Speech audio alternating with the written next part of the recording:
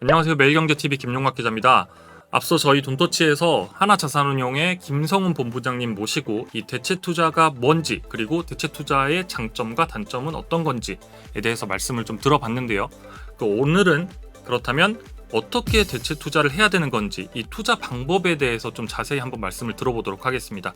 보통 대체투자라고 하면 좀 간편하게 좀 이렇게 투자 정보를 얻고 투자를 할 수 있는 방법들은 좀 없나요? 네, 말씀드린 것처럼 뭐 일반적인 개인 투자자의 경우에는 네. 여러 가지 그런 제약 사항들, 네. 최소 투자 금액이나 모집 인원수의 제한 등으로 인해서 네. 대체 투자를 이제 그 소액으로 손쉽게 하는 방법은 굉장히 제한적입니다. 이로 인해서 일반적인 개인 투자자께서는 이러한 대체 투자 딜의 GP로서 업무를 담당하는 대체 투자 전문 기업, 제가 앞편에서 말씀드린 블랙스톤이나 브룩필드 같은 글로벌 대체 투자 전문 기업, 그 기업 자체, 기업 주식에 투자하시는 것도 새로운 투자 대안이 될 수 있을 거로 생각이 됩니다. 물론 재간접 펀드나 투자 플랫폼 등을 통해서 간접적으로 네. 대체 투자를 할 수 있는 방법도 존재합니다. 네. 하지만 수수료가 굉장히 높고 음. 투자할 수 있는 그런 상품 라인업이 굉장히 좀 제한적입니다. 따라서 일반적인 개인 투자자가 대체 투자에 접근하는 가장 손쉬운 방법은 바로 글로벌 대형 대체 투자 전문 기업 주식에 투자하는 것이라고 말씀드릴 수가 있습니다. 그래 아무래도 이렇게 우리가 이 대체 투자처 그러니까 이 대체 자산에 여러 가지 이렇게 분산 투자를 한다고 해봤자 약간 좀 한계가 있을 것 맞습니다. 같은데 여러 대체 자산에 투자를 하고 있는 이 대체 투자 회사를 네네, 여러 곳 잡아서 투자를 한다. 맞습니다. 약간 이런 개념인 거잖아요. 네, 제가 좀 장점을 좀 말씀드릴게요. 네네. 그러니까 개별 대체 투자 딜에 투자하는 경우에는 해당 딜의 투자의 성공과 실패에 따라서 투자 성과가 결정이 되기 때문에 네. 만약에 해당 딜이 성공하게 되면 높은 수익을 기대할 수도 있지만 확률상 모든 딜이 다 성공할 수는 없습니다. 하지만 대체 투자 전문 기업 회사 자체에 투자했을 때는 해당 회사가 투자하고 있는 모든 딜에 분산 투자하는 효과를 기대할 수가 있고 네. 또한 투자 수익이 대체 투자 전문 기업들이 이제 그 뭐 PEF나 이런 것들을 설정해서 투자할 때 받는 그런 관리 보수 외에도 투자가 잘 됐을 때 일정 그런 투자 수익률 이상 성과가 났을 경우에는 추가로 또 이제 인센티브 개념으로 받는 성과 보수들도 있어요. 그리고 본인들의 자기 자본으로 투자했을 경우에 발생할 수 있는 추가 수익까지 이런 수익들이 모두 다 이 대체 투자 전문 기업의 주가에 반영이 될 수 있는 부분이 있기 때문에 네. 대체 투자 전문 기업들에 투자하는 부분들이 네. 개별 딜에 투자하는 것보다 훨씬 더 장점이 있다고 보시면 됩니다. 사실 이제 오늘 저희가 대체 투자에 대해서 말씀을 드리고 있는데 어떻게 생각하면 여러 주식 종목들 중 가운데 이 대체 투자를 하는 주식 종목들이 있는데 맞습니다. 그 기업에 대해서 지금 오늘 소개를 해드리는 맞습니다. 거라고 볼 수도 있는 맞습니다. 거잖아요. 흔히 그 서학개미라고 하는 이제 네. 국내의 그런 그 투자자분들께서 해외 주식에 직접 투자하시는 부분들을 네. 보면 뭐 테슬라, 애플 그리고 TQQQ 네. 그러니까 그 나스닥 3배 내버리기 뭐 이런 것들 많이 네. 하세요. 네. 근데 정말 좀 투자에 대해서 정말 조금 이제 좀 더 관심이 있고 네. 이제 좀 더 다양한 그런 시각을 갖고 계신 분들은 블랙스톤이나 블랙스톤. 예, 네. 뭐 아폴로나 브룩필드 같은 그런 그 뉴욕 증권거래소에 상장돼 있는 그런 대체 투자 전문 기업 주식을 직접 개별 종목으로 투자하시는 분들도 상당히 있습니다. 그 말씀 주신 종목 중에 좀 한번 살펴보면 좋을 것 같은데 그 우리 서학개미 분들도 아마 관심이 클 것 같은데 진짜 그 미국 시장에 말씀 주신 이 블랙스톤을 뭐 예를 들자면 주로 좀 어떤 대체 투자를 하고 있는 기업인가요? 그 부분들도 제가 아주 자료를 상세하게 준비를 했습니다. 네. 블랙스톤은 지금 운영하고 있는 그 자산 규모가 네. 1,000조가 넘습니다. 되게 큰 네, 거죠. 관리 자산이 네. 지금 정확히는 1,088조 원, 네. 2021년 말 기준이에요. 그래서 블랙스톤은 이제 전 세계에서 가장 큰 글로벌 사모펀드 운용사다. 솔직히 말씀드리면 세계 3대 사모펀드라고 할 수 있는 회사가 네. 바로 블랙스톤, KKR 그리고 이제 칼라일 이 세 개를 들 수가 있고요. 예.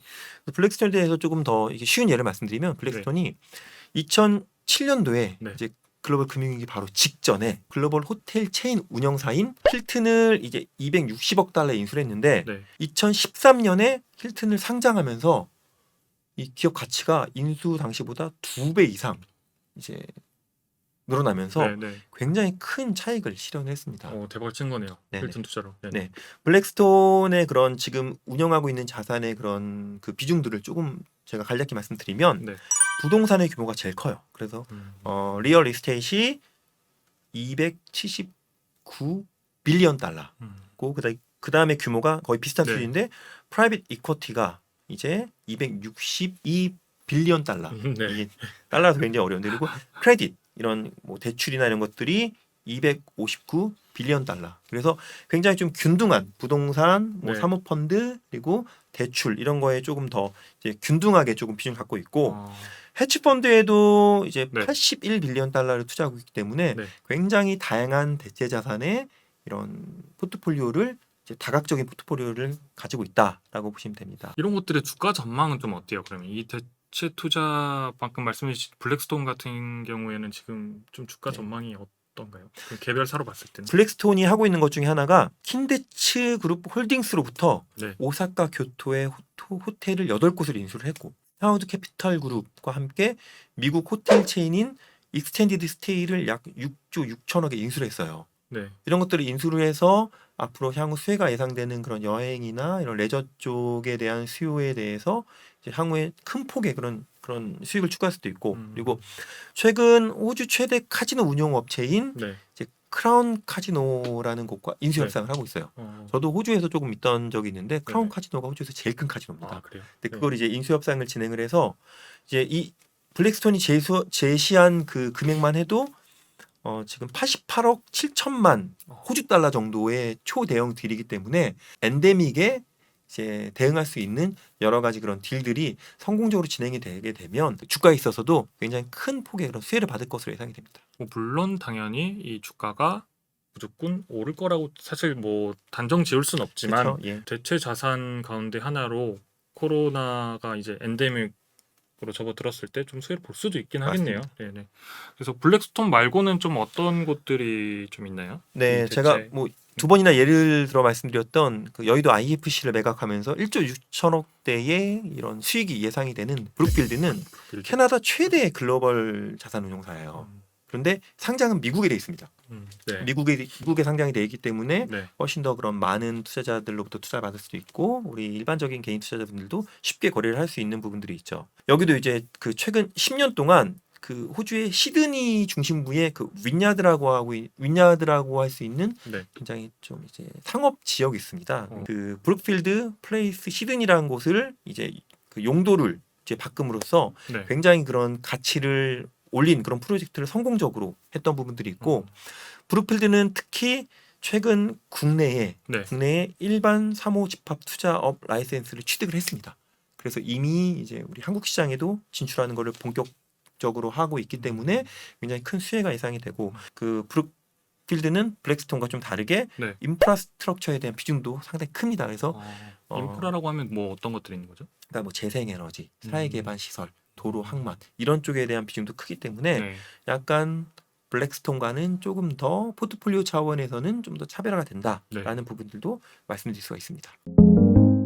이 기업들에 우리가 직접 기업의 주식을 사는 방법도 있고 네. 사실 자산운용사에 계시잖아요. 네네. 본부장님. 네. 그래서 본부장님이 계신 뭐 자산운용사에서 만든 어떤 뭐 ETF라든가 간접 투자 상품을 통해서 그런 상품들을 통해서 여러 대체 투자 전문 기업들의 투자를 하고 있는 ETF를 사는 방법도 있죠. 사실 이제 좀 네네. 귀찮으면 이렇게 투자를 하는 방법도 좀 괜찮지 않을까라는 생각도 또 들고요.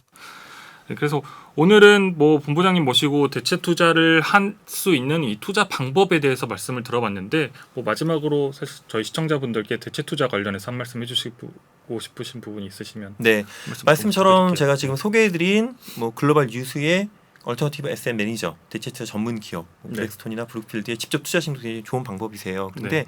물론 이 기업들도 이제 증시에 상장이 돼 있다 보니까 시장의 네. 변동성에 있어서는 사실은 어느 정도 주가에 등락이 있는 건 사실입니다. 그래서 오히려 더 좋은 방법은 이러한 기업들 중에서 전 세계적으로 가장 큰 기업들 10개를 모아서 이거를 ETF로 상장시켜서 지금 투자할 수 있는 상품이 국내에 출시가 돼 있습니다. 네. 그래서 그런 ETF 상품의 정확한 명칭은 이제 아리랑 미국 대체 투자 탑10 ETF예요. 이 ETF에 분산 투자하시는 것도 굉장히 또 좋은 그런 유효한 투자 전략이 될 수 있을 것으로 생각이 됩니다. 네, 그 상품을 만드신 분을 모시고 오늘 그 대체 투자에 대해서 말씀을 한번 들어봤습니다. 네, 본부장님 나오셔서 감사합니다. 네, 오늘 고맙습니다. 네. 네.